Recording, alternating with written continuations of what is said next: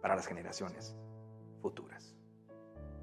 Hoy queremos conocer más a fondo la historia de nuestra amada Frater.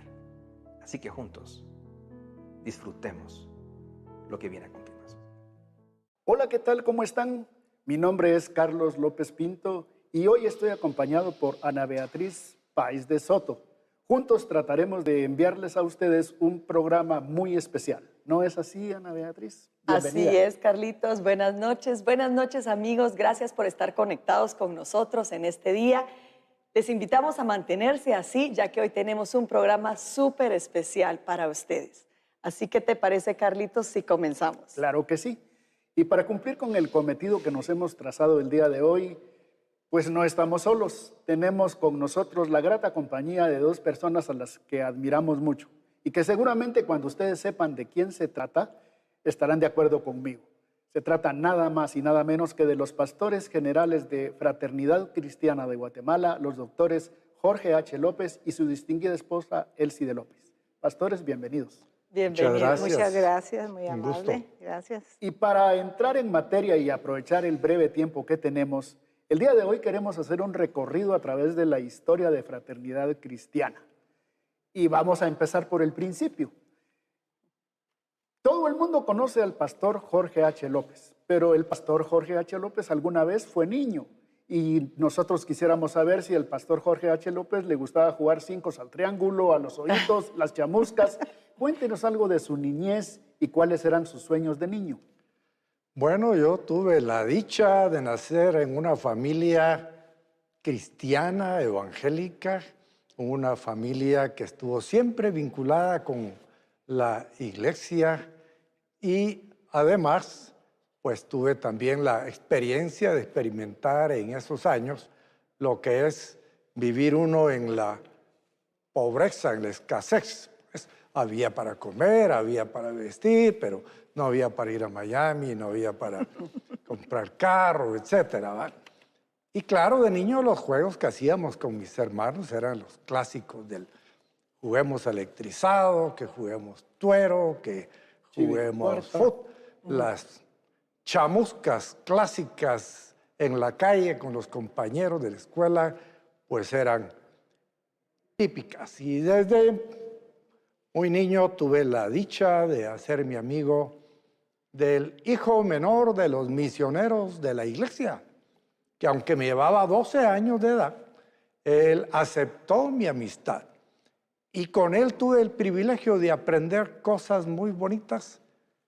Aprendí a jugar básquetbol con él, aprendí a nadar, aprendí a jugar futillo, aprendí a escalar volcanes, aprendí también labores de liderazgo juvenil dentro de la iglesia, porque él era el presidente de los jóvenes. Y así que me inspiró para aprender a hacer los cuadros con los que anunciábamos las actividades, las cartulinas. Aprendí a cortar letras y a hacer ese tipo de cosas, que en ese entonces se hacía todo manual. Y fue una experiencia bonita. Él era muy creativo, hacía globos y era bonito estar volando los globos y estar en actividades. Bueno, la primera hamburguesa que me comí, me la comí con él. Qué rico. Él la fabricó, él la hizo, pues la cocinó. Feliz, ¿verdad? Que me invitara a comer ahí una hamburguesa. Era algo especial. Así que el Señor quiso que, pudiendo tener un montón de amigos para atrás de mi casa, que eran del gueto de la zona 8, tuve amigos para enfrente de mi casa, que eran de la iglesia, en donde nos criamos. Y ahí tuve todas esas actividades. También nos íbamos juntos a ver la lucha libre, pues. Y ahí estaba yo, distinguido por mis gritos en el gimnasio Teodoro Palacio Flores. Recordando al santo. Recordando al santo, a quien lo conocí. Al santo lo conocí. Mi tío era el jefe del departamento de soldadura de la Viateca. Entonces le pedí que me permitiera entrar a la pista. Y por medio de él entré a la pista.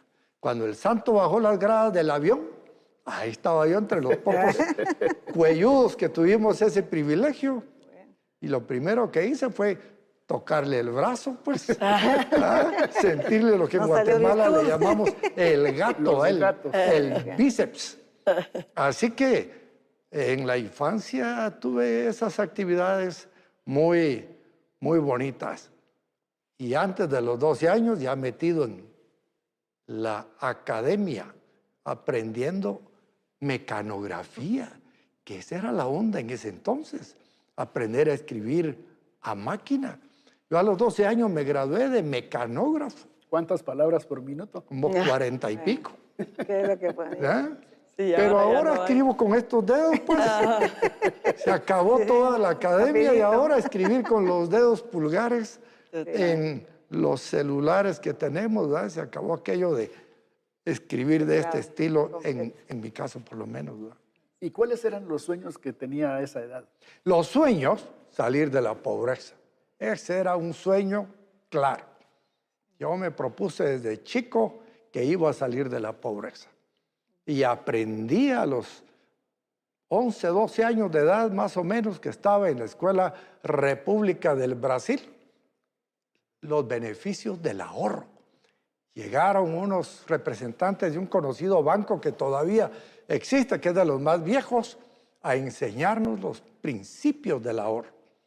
Y abrí mi primer cuenta. Primero tenía que llenar un cartoncito con fichas de A5 y cuando completara los 5 quetzales, ir a la agencia, subirme unas graditas y abrir mi cuenta de ahorro. Y desde esa edad empecé a ahorrar.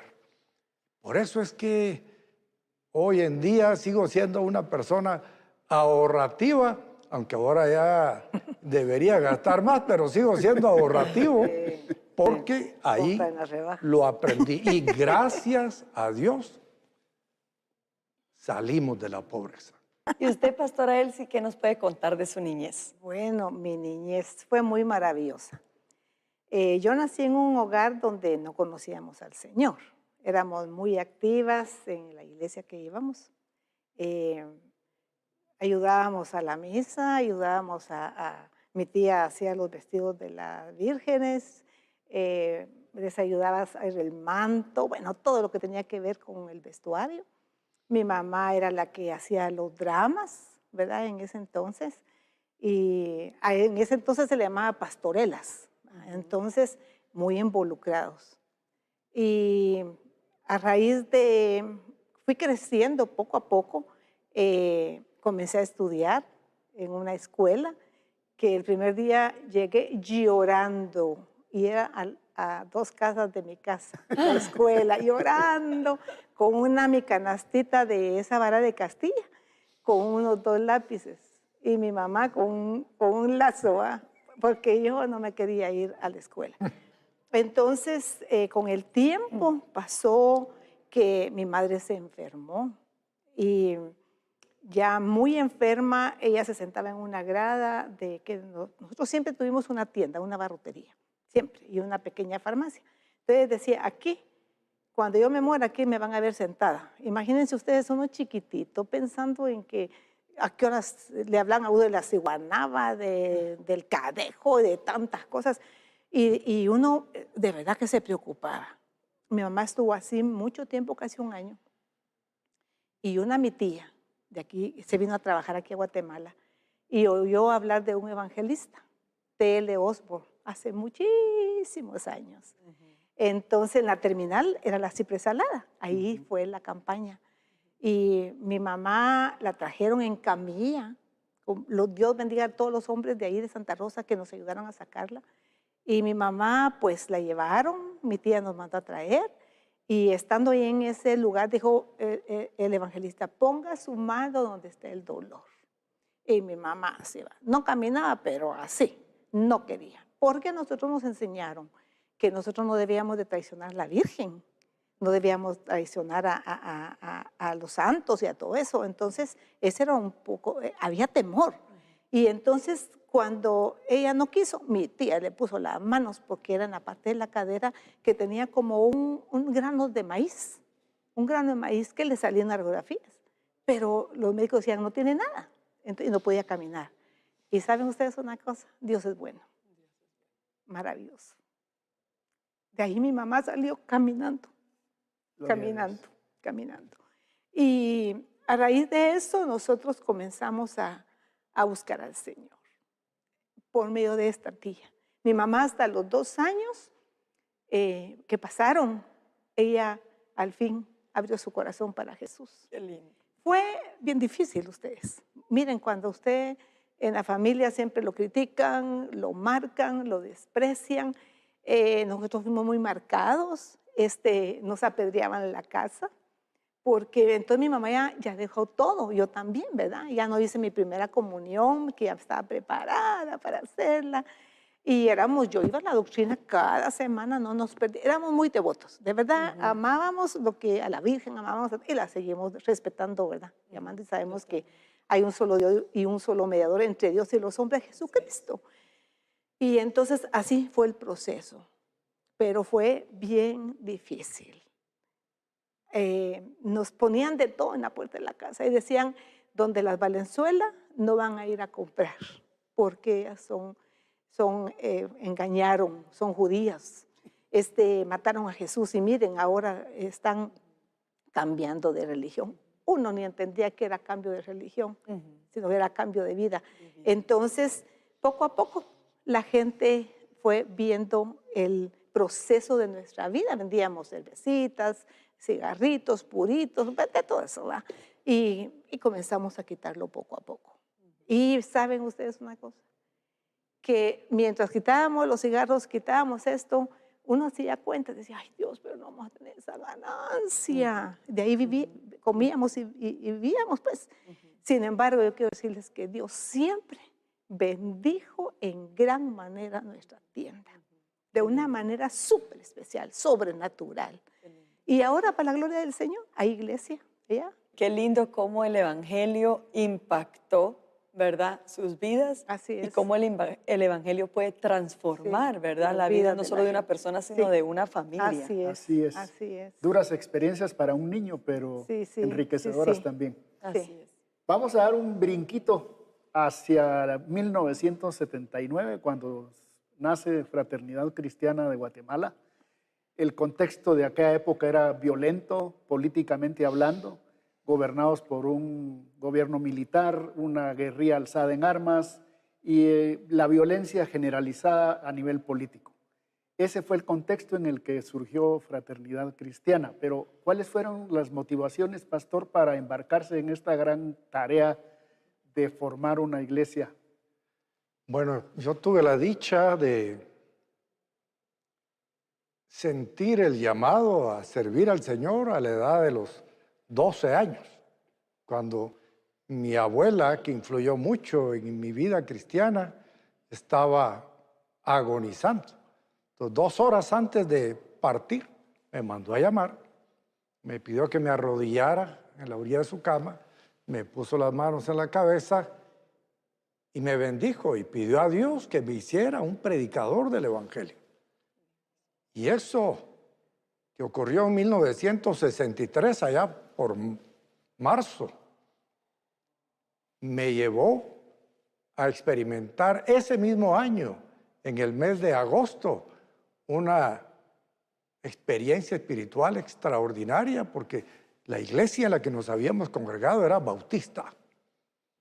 Y allí, a los 13 años, recibí yo el bautismo con el Espíritu Santo y experimentamos un avivamiento. Por 3 años hubo servicios todas las noches. Y todas las noches íbamos allí a la iglesia. Y todos los días habían manifestaciones preciosas, sanidades, milagros, liberaciones de demonios. Y en ese contexto estaba yo en fuego compartiendo la palabra del Señor. Ya para ese entonces entré a la Escuela Normal Central para Varones y ahí andaba entre mis libros con la Biblia, compartiendo palabra del Señor con los amigos. Ya tenía mi bicicleta y me apareaba a otros ciclistas y de la cicle a la otra cicle les compartía del Evangelio. Qué lindo. y otros compañeros míos en fuego. Entonces decidieron abrir un instituto bíblico para prepararnos para el ministerio. Así fue como en el 65 entré a la escuela bíblica internado. Yo era el menor de todos, tenía 15 años. Y ahí empezamos a aprender teóricamente y prácticamente. Y fuimos a predicar. Un par de años después de estar ahí entró Elsie, que fue una de las condiciones que yo puse para saber con quién me iba a casar. Que entre las guapas patojas que habían ahí en la iglesia, la que primero se decidiera por entrar a prepararse al ministerio, con ella me iba a quedar yo. Y ella pues se decidió. Claro, yo ejercí mis influencias para que la aceptaran también, ¿verdad? Y salíamos a predicar todos los fines de semana por todo el país. Y la peculiaridad de las iglesias que visitábamos eran que eran pobres, eran rurales, eran iglesitas de ranchitos. Las bancas algunas eran de madera muy sencilla o blocks con tablas encima. Y empezó a crearse un caldo de cultivo en mi corazón de por qué teníamos que tener en Guatemala solo iglesias pobrecitas. ¿Por qué la mayoría de creyentes era gente muy sencilla, muy pobre? Siendo de 17 años, viajé desde Canadá hasta Colombia, porque formamos un trío. Aunque no lo crean, yo era la primera voz del trío, con otros 2 amigos, y entonces nos llevaron a cantar por todos lados. Y entonces conocí las iglesias en Canadá, las iglesias en Estados Unidos, y en el Centroamérica, y en Colombia. Ahí vio la diferencia. Y entonces empecé a ver las cosas y bueno, que el Dios de Estados Unidos es diferente al Dios de Guatemala. Y teníamos una doctrina en nuestro instituto bíblico en la que prácticamente nos enseñaban que ser santo y ser pobre eran sinónimos. Y no me cuadraba a mí el asunto. Entonces empecé a diferenciarme de la mayoría de los estudiantes y maestros. Y ahí empezó a germinar la idea de la fraternidad. Empezó a nacer la idea de algo que tenía que ser diferente a lo que teníamos conocido. Y por eso empecé a pensar en que teníamos que hacer algo. Y un día le hablé a las autoridades de la organización que me dijeron, bueno, ¿qué planes tiene para el año 30? Mírenme, yo quiero empezar una iglesia diferente, que se va a llamar Fraternidad Cristiana de Guatemala, que va a empezar en un hotel, que va a alcanzar a los profesionistas, que va a entrar con la gente de clase media, media alta, que no necesita bienes materiales, porque ya los tiene, pero necesita a Cristo. Les planteé todo el asunto. Y en conclusión me dijeron, bueno, éntrele. Perdón, ¿sí? y ahí es el nombre de la frater, porque ¿por qué frater y no el nombre de alguna denominación? Lo que ocurre es que la gente en ese entonces no quería ser evangélica y no estaba conforme con ser católica. Entonces, si le ponía Fraternidad Evangélica de Guatemala, le ponía La Barrera. Entonces, el nombre se puso de tal manera que fuera un instrumento evangelizador. Inclusivo, sí. Ahí, recuerdo- por eso es una iglesia cristiana para la familia, Exactamente. ¿verdad? Buenísimo. Entonces, recuerdo un joven, Ronnie Garzaro se llama, que a los 2 años de haberse convertido él en la iglesia, me dijo, mire, pastor, me dijo, somos evangélicos, ¿no? O sea, sirvió la estrategia evangelizadora. Al hacerlo en un lugar que no era templo, que era un hotel, al hacerlo con un nombre que no creaba barreras, al presentar el evangelio sin estar diciéndole hermanito aquí, hermanito allá, sino usando el nombre de las personas, que eso impresionó a más de uno que todavía me lo dicen. Mire, cuando usted me vio la segunda vez y me dijo mi nombre, yo me sentí identificado. Identificado. Y desde entonces aquí estoy muy a gusto. Pastor, ¿y quién le ayudó, digamos, a crear esos eslogans como una iglesia cristiana para la familia o amor, poder y orden? Bueno, leyendo tantas cosas en ese entonces, me encontré con que en 1 Corintios 12, 13 y 14 se habla de los dones del Espíritu Santo, se habla de lo más importante que es el amor y se habla del poder que tiene que tener la iglesia en el uso de los dones, que debe de ser en forma ordenada. Entonces, usando esos 3 capítulos, ahí fue donde salimos con que tenemos que ser una iglesia que proclama el amor de Dios. Porque era necesario en un contexto como vos lo presentabas de tanto conflicto, teníamos que salir con el centro, la esencia del evangelio, que es el amor. Porque nuestra iglesia, aunque nació orientada a ganar a gente de clase media, no discriminamos a ninguno de clase baja o clase pobre. Y por eso es que la gente se ha sorprendido de ver aquí a gente muy adinerada de la mano con una persona muy obrera, de escasos recursos. Entonces surge ese eslogan de una iglesia cristiana para la familia, que proclame el amor de Dios, que manifieste el poder del Cristo resucitado y persevera en el orden dado en la Biblia.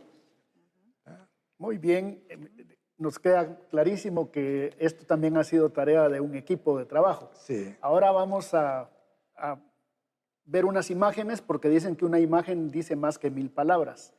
Vamos a ver qué recuerdos le evoca a usted, pastor, esta imagen que estamos viendo.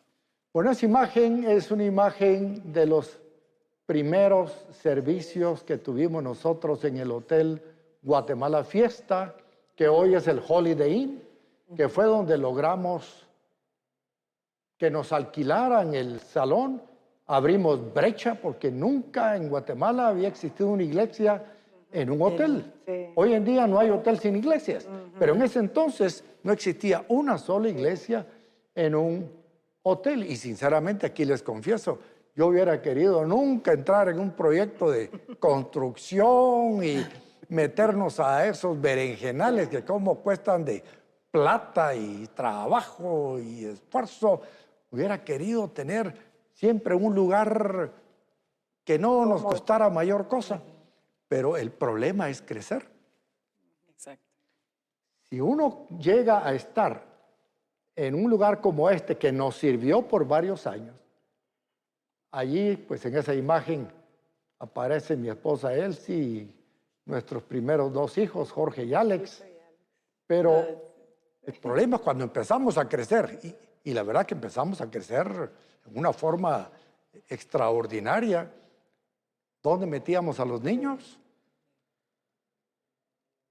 De aquí nos pasamos al Hotel El Camino Real, tampoco había dónde meter a los niños, había que buscar un salón aparte para tenerlos. Y luego nos fuimos al Cine Reforma, ahí a los niños los tuvimos que sacar del cine y se sentaban en el monumento que está ahí frente a la Cámara de Industria. Y allí iban dándole Ahí, vueltas. cabal, tenemos los una niños. fotografía de los niños para ver si Miss Elsie, ¿qué recuerdos tiene esa fotografía? Bueno, realmente es un lindo recuerdo de tantos niños que amaron al Señor, que oyeron la palabra y que conocieron a Jesús como su Señor y Salvador. De hecho, ahí hay muchos jóvenes ahora profesionales, que otros que sirven al Señor y darles a conocer las historias bíblicas del poder del Señor, de Jesús, de tantas historias que hay en la palabra de Dios, era maravilloso. Como no teníamos lugar donde sentarlos, que mejor la alfombra. Nos servía para que ellos se sentaran, y yo bendigo a los padres de familia, porque siempre los he bendecido porque llegaban los niños muy elegantes, tan bonitos, con su ropita bien planchada y todo. Y realmente ahí se sentaban en la alfombra. Pero que cuando estábamos en el Cine Reforma, estaban en el lobby sentados en el puro piso. ¿Verdad? Temprano llegábamos nosotros a tapar los cuadros del anuncio de las películas, a todas así me las extrañas. Y ahí se sentaban los niños. Y donde dice él, la otra que daba vueltas en el monumento. Atrás de la pantalla teníamos otra clase de niños y los bebés. Había un pequeño lobby, ¿verdad? En el baño de las mujeres. Ahí recibíamos a los nenes, a Qué los lindo. bebés. Muy lindo. Qué lindo. Acá tenemos otra Qué lindo. imagen. Bueno, eso ya es en el Camino Real, el Salón Los Lagos. Fue hermoso, muy motivador trasladarnos para ahí. Porque allí ya éramos unas 500 personas. Y domingo a domingo por 7 meses estuvimos ahí. Lamentablemente, las personas que estaban a cargo del hotel en ese entonces nos la jugaron feo porque hicimos un contrato por 1 año, pagando 200 mensuales, y de ahí nos dijeron, mire, a partir de mañana va a ser 600. Estamos hablando hace, ¿qué? 40 años, ¿verdad? Y ahí esta fotografía que usted dice más de 500 personas. Este es el Cine Sí. Reforma, ¿no? Ese es el Cine Reforma. ajá. Ahí tenían 800 butacas. Pero buscando a dónde irnos después del Camino Real, porque les perdí credibilidad. Es que si ahora me subieron a los 7 meses al triple, ¿qué va a pasar dentro de 2, 3 meses? Va a ser Sí, la misma sí, historia. va a ser. Empezamos a buscar otro lugar. Es lo que Otra les decía imagen. antes, los problemas de crecer. Nos fuimos al cine, Qué lindo. estando con un querido amigo que ya descansa en la presencia del señor Oscar Zamora, en un baño de vapor en la Cámara de Industria, platicando. Él era uno de los servidores. Me dice, mire, pastor, me dice, ¿y a dónde? Pues le empecé a contar el problema, mejor dicho, y me dice, mire, ¿sabe qué? Ese cine ahí de Ramiro Samayoa está sin uso, ¿no quiere que lo busquemos? Lo fuimos a buscar, contratamos el cine y empezamos a reunirnos ahí. Ahí nos volamos 2 años, 7 meses. Producción, tenemos otra imagen. Aquí fue donde vinimos a dar, a la calzada Roosevelt, Roosevelt. después de que compramos un terreno que es el que está donde está el centro comercial Miraflores, Miraflores. que nunca nos dejaron construir. Lo compramos al contado a los señores de Pantaleón, pero en el Instituto de Antropología, Arqueología e Historia nunca nos dieron la licencia para construir. Por Caminal Juyú. Sí. Exacto, porque era zona arqueológica. Entonces, hablé con el Chino Lee, el alcalde, dijo que no podía hacer nada. Hablé con Ríos Montt, que era el presidente, que no podía hacer nada. Agotamos todos los recursos. Entonces, compramos acá 2 manzanas y gracias a Dios, como a los 2 meses de haber comprado aquí, logramos rescindir el contrato anterior y nos devolvieron la plata que habíamos dado y se invirtió en Aquí ya esta tenemos propiedad. el auditorium menor. Sí. Ese es Auditorio el menor. primer auditorio propio que tuvimos y que seguimos teniendo, gracias a Dios, en lo que era el club de baile El Barco originalmente, y cuando lo compramos era la gimnasia, un gimnasio de Willy Franco. Y antes de ser de Willy Franco, ahí era una agencia de venta de carros Hyundai. Por eso el estilo así de... Y Ahora, esta esto. foto, esta fotografía, mi Celsi, ¿qué recuerdos le trae? Sí, pues aquí fue cuando ya se iba a pavimentar, ¿verdad? Que se le echó todo su revestimiento. Y lo lindo de esto es ver que la gente siempre, él como siempre creyó en que Dios es el dador de toda buena dádiva. Y sobre la buena administración, la gente comenzó a diezmar, a ofrendar, y las promesas de fe, ¿verdad? O sea, comenzamos a hacer promesas de fe, que yo al principio me sudaban las manos, porque yo decía, Señor, que se pare, que alguien diga que yo voy a dar tanto y todo, ¿va? Hay una experiencia bien linda, se las cuento. Fíjense que en el Camino Real estábamos ahí en una vez que vino el hermano Wayne Myers. La primera vez. La primera vez que vino el hermano Wayne Myers. Y nos habló sobre la economía y la mayordomía y todo. Y él era muy práctico, así. Un misionero que ha bendecido mucho a México y a muchas iglesias con techo y comprándoles terrenos, bueno, de todo. Y entonces él dijo, bueno, hermanos, ahora vamos a pasar pues a la práctica después de como 2 días, o 3 días que enseñó. Y entonces estábamos sentados, yo sentadita ahí tomando siempre nota y dice, bueno, ¿quién quiere dar algo para comprar el terreno? ¿Quién nos va a ayudar? Que lo que el Señor ponga en su corazón, usted póngase de pie y dice, antes lo decíamos, ahora ya usted escribe en una... A viva voz. A viva voz, pero antes... Y entonces, y a mí, yo estaba nerviosa, yo decía, Señor, por favor, no nos vas a dejar avergonzados. Señor, tu palabra es verdad. Y Señor, que llegue al corazón. Yo sé que llegó. Y saben ustedes una cosa. Aquí a la par mía estaba Alex, el pastor Alex. Esa noche Jorgito tenía fiebre y no pudo ir, porque nuestros hijos siempre nos acompañaron a todos lados, a los hospitales, a las funerarias, a todos lados, sin forzarles. Y Alex se para en la silla y dice, hermano Wayne, yo voy a dar 20 quetzales. ¿Verdad? La fe. Ay, yo comencé a llorar, ya a llorar. Un niño, ¿cuánto tenía? Como 6, 7 años. Que entiende qué es el dar. Ellos siempre vieron en nosotros el dar, ayudar a la gente y todo. Y se para. Qué lindo. Y miren ustedes, entonces comenzó fulano de tal y aquí y allá, y a tomar nota y esto y el otro. Eso es lo que hace Dios. Pero Así es fe. es La fe. fe es acción, siempre nos lo ha dicho. Más o menos, ¿qué año será esto? Bueno, ahí fue cuando inauguramos, tiene que haber sido en 1985, El auditorio mayor. cuando nos pasamos al auditorio menor, me dijeron, ahí no va a llegar la gente, muy lejos, la Roosevelt, muy lejos.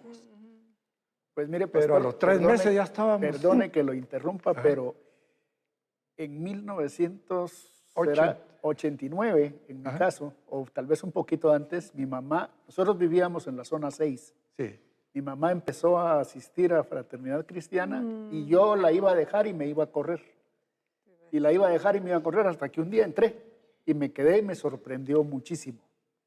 Pero eso como que fue germinando en mi corazón porque el 10 de febrero de 1989, me imagino que usted se va a acordar muy bien, en el cementerio Las Flores, estaba mi esposa y yo estábamos esperando que llegara el féretro del papá de un muy buen amigo, era su sepelio. Llegamos temprano, empezó la gente a llegar, pero empezó a lloviznar y el cadáver no aparecía por ningún lado. Entonces estaba usted, pastor, esperando porque usted iba a dar unas palabras de aliento a la familia y nos invitó a pasar a su carro para pasar el agua. Y ahí empezamos a platicar y yo le conté que ya conocía la iglesia, que alguna vez había ido con mi mamá, en fin. La cosa fue que ahí nos compartió, nosotros sentados en el asiento de atrás, nos compartió el mensaje y ahí mismo aceptamos al Señor en esa mañana. Así que valió la pena esos 20 quetzales que Alex dio para este terreno, porque si no, no conocemos. Sí. Ahora, el año, volviendo a la toma anterior, es 1991. En el 85 fue que nos mudamos a la Roosevelt y pasamos al menor. Pero en el 91 inauguramos el Auditorium Mayor. Así es. Y fue un caos ahí, y eso que no había la cantidad de carros que hay ahora, ¿va? Sí. Pero todo el arriate central de la Roosevelt se llenó de carros, el parqueo se hizo pequeño, eso que era una de las primeras iglesias con parqueo grande en ese entonces, y ahí fue cuando dijimos, vamos a comprar un terreno más grande. 15 manzanas dijeron en ese entonces. Eso fue Frater Roosevelt, Frater pero Roosevelt. ahorita esta fotografía Esas son las 15 es manzanas. nosotros tenemos memoria, ¿verdad? El 27 de mayo del 2007 se inauguró lo que es ahora Megafrater. Sí, esa es la inauguración. Es la Megafrater, ¿verdad? Sí. Y esta fotografía, ¿qué representa para ustedes Megafrater? Bueno, este es un sueño hecho realidad. Hecho realidad. Así es. Esta es una demostración del poder de Dios, del uso de la fe, porque sin ayuda de nadie en el extranjero, sin ofrendas de ninguna institución foránea, sino con solo ofrendas y diezmos de la gente guatemalteca, se logró echar a andar este gran proyecto. Porque las tres premisas con las que iniciamos la Frater fue, número uno, que tenga un liderazgo nacional. Porque venía el paternalismo de las denominaciones centenarias. Segundo, que sea autosostenible. Y en tercer lugar, que sea un modelo para Latinoamérica. Porque en ese entonces todos mirábamos a Corea, la iglesia del doctor Paul Yong Gi Cho y otras iglesias similares, pero en Guatemala no existía, o en Latinoamérica no existía un modelo. Y gracias a Dios, Él nos ha permitido ser de inspiración para muchos otros en Latinoamérica, porque hemos logrado hacer todo lo que se ha hecho con recursos propios, estamos sin deudas, no debemos ni el pasivo laboral, porque ahora con la pandemia tuvimos que indemnizar a todo el mundo. Estamos, gracias a Dios, Qué bueno. en esas condiciones. Si nos hubiera agarrado la pandemia con un préstamo enorme por estas construcciones, Hubiera sido caótico. hubiera sido más duro de lo que fue. Pastor, y cuando uno voltea a ver y ve lo que ha hecho, ha dejado huella en el país y en otras naciones, ¿cuál cree usted que es el legado que Fraternidad Cristiana de Guatemala está dejando para las futuras generaciones? Bueno, yo creo que tenemos un legado importante. Esa frase de una iglesia cristiana para la familia es importante. Conforme han ido pasando los años, hemos visto el ataque cada vez más abierto que se ha levantado en contra de la familia, comunidad básica de la sociedad. Cada vez hay más presiones de países foráneos para que nuestros países en Latinoamérica cambien la constitución de la República y cambien el concepto de familia. Cada vez estamos viendo más ataques en donde se trata de enseñar que no existen dos géneros, hombre y mujer, sino 30 y pico variedades de géneros. Cada vez el ataque es más artero. Y por eso creo que un legado importante que la Frater ha dejado a la sociedad es mantener ese concepto bíblico de la familia. Eso es muy importante y que hemos logrado desarrollar una vida cristiana sin confrontar a ninguna otra iglesia. Desde nuestro púlpito jamás se ha atacado a una iglesia, a un pastor, a una denominación, porque creemos que la iglesia es mucho más grande que una iglesia local, aunque nuestra iglesia sea reconocida como una mega iglesia. Y esos principios de abundancia que gobiernan sobre la tierra, que hemos enseñado, que hemos practicado y que hemos, ahí sí que vivido, han venido a transformar la iglesia en Guatemala. Hoy en día vas al interior de la República y vas a encontrarte con templos hermosos que han construido los hermanos con sus propios recursos, ya no levantando sus ojos hacia el norte, sino levantando sus ojos a los montes del Señor, de donde viene el socorro. Qué lindo. Y Pastor, sí. y la palabra dice, quien haya esposa, haya el bien. Sí. Y usted se sacó Mi lotería. su lotería. Sí, con mi cel, sí. Pero, ¿cómo definiría el papel de su esposa en este recorrido? Es vital. La Biblia dice, uno hará correr a 1000, pero 2 a 10,000. Entonces, no es lo mismo hacerla uno solo que tener a alguien con quien compartir tus sueños y tus penas, tus tristezas, tus ataques, y tener a alguien que cree en tu sueño y que te apoya. Porque si algo ha hecho él, sí es extraordinario. Como les dije, uno hará correr a 1000 y 2 a 10,000, ¿verdad? Pero él sí trabaja y ha trabajado en esta iglesia, pero como nunca. Un día se encontró con sus excompañeras de Instituto Bíblico y le dijeron, él sí, ya no hagas eso. Nos estás poniendo en problemas, Sí. ¿por qué haces tanto? Nos comprometes. Sí, ¿verdad? cierto. Pero el ella- compromiso con el Sí, Evangelio, ¿verdad? Y pues que Exactamente. sabemos, misita, que ustedes con los niños, ¿verdad? con Que los ha sido niños. enfocada Pero en eso. yo quisiera preguntarle, Miss Elsie, sé que las mujeres piensan tal vez con más detalle que un hombre. Si usted tuviera que cambiar algo en la historia de Fraternidad Cristiana de Guatemala, ¿qué cambiaría? ¿Qué haría de manera diferente? A la esposa.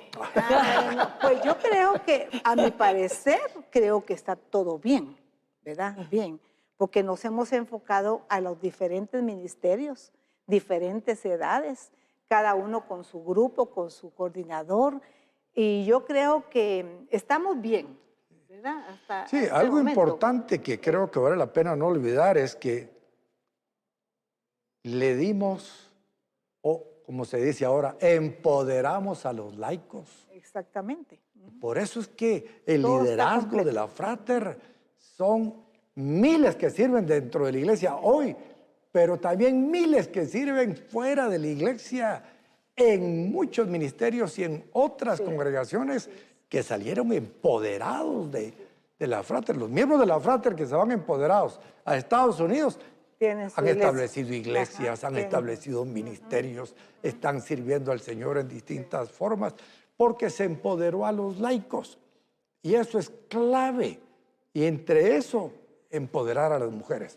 Sí, Darle a la eso ha sido mujer muy el lugar importante. que Jesús les dio. Jesús es el que vino realmente a levantar a la mujer y ponerla en el mismo nivel de los hombres, en el sentido de que son herederas juntamente con nosotros los hombres de todas las bendiciones del Señor. Y la verdad es que nosotras como mujeres que servimos aquí tenemos un espacio, tenemos un lugar Exactamente. y damos gracias al Señor por eso, ¿verdad? Sí. Porque así también podemos Sí, yo honrarlo. creo que es importante esto, porque las mujeres en muchos lugares han estado a un lado.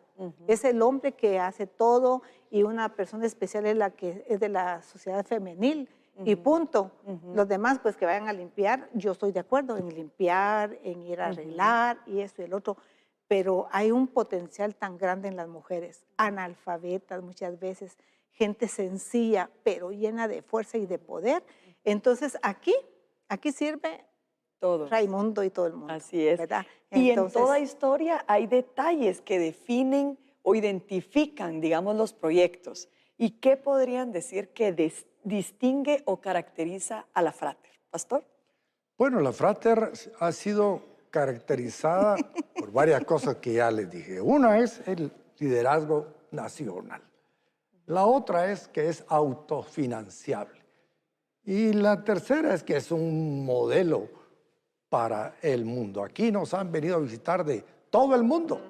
Y hay iglesias hasta en Zambia que se han construido gracias a que vinieron a conocer, se motivaron y se inspiraron. Una iglesia que ha mantenido su enfoque en la visión. Una vez oí decir al pastor Harold Caballeros, si algo admiro del pastor Jorge López y de la Frater es su enfoque. Van y vienen doctrinas, van y vienen cierto. novedades, van y vienen cosas novedosas, extrañas, pero la Frater se ha mantenido enfocada en su visión y en la palabra del Señor. Y como guinda al pastel nos cae la pandemia. Y eso nos ha venido a demostrar que somos vulnerables, que no tenemos comprado el día de mañana. no, para Sí. nada. ¿Qué consejo o qué mensaje le dejaría usted en esta época de pandemia a las futuras generaciones, pastor? Bueno, a permanecer firmes y fieles al Señor. La razón por la que desde el primer día en la Frater comenzamos con células, grupos en casa, fue pensando precisamente en situaciones como la pandemia, que no pensamos en ese momento que iba a No, ser para la nada. pandemia, pero podía ser un gobierno dictatorial, ateo, anti-iglesia, que cierre templos, que se ponga en contra de las congregaciones en general. Pero el estar vinculados a un grupo pequeño, eso hace lo que está pasando en China, pues. En China hay millones y millones de creyentes que son parte de lo que se llama la iglesia subterránea. Ellos se reúnen en pequeños grupos. Claro, hay también ya algunas iglesias, pero así como las hay, las han botado Exacto. los edificios. Pero la iglesia en sí, que no es el edificio, sino que es la feligresía, debe de estar conectada.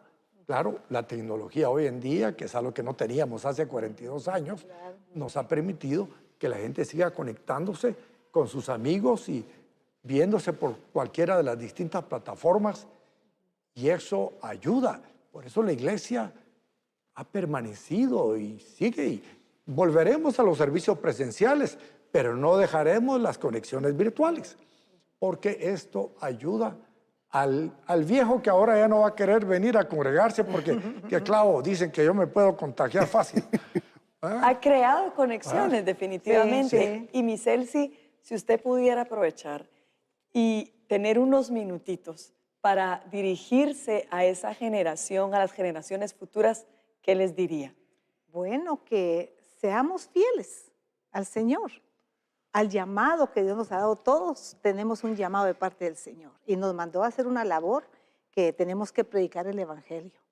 Primero, que ellos tienen que ser luz en medio de las tinieblas, que tienen que demostrar que Jesús hace el cambio de adentro para afuera, porque al ser luz, la gente quiere ver qué pasa, porque son así. Entonces, para estas generaciones, pues, tienen que buscar primeramente el reino de Dios y su justicia, porque sin el Señor no somos nada. El Señor es la fuente de sabiduría, de conocimiento, y Él es el que da las fuerzas, es el que da el poder para hacer las cosas. La gente trabaja, los muchachos se esfuerzan y todo, y creen que es solo por su esfuerzo, pero en sí es la bendición del Señor.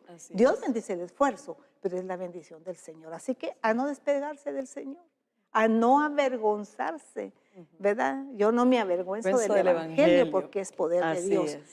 Dar la cara, pues, demostrar que yo tengo la luz del Señor. Y eso es importante, porque esto hace que muchos jóvenes, señoritas, aún personas adultas, vengan al conocimiento del Señor. Entonces, no avergonzarnos, ser testimonio del poder del Señor y en nuestra forma de ser. Muchas veces no necesitamos hablar mucho, sino que nuestra persona dice lo que nosotros somos y lo que tenemos. Entonces, seamos luz en medio de las tinieblas. Así es. No, mucha gente no lee su Biblia, lamentablemente, pero lee en nuestras vidas. Así Así es que es otro evangelio, ¿verdad? Exacto. Así que qué rico de verdad este tiempo, revivir historias, recordar esos momentos. La verdad ha sido bien enriquecedor.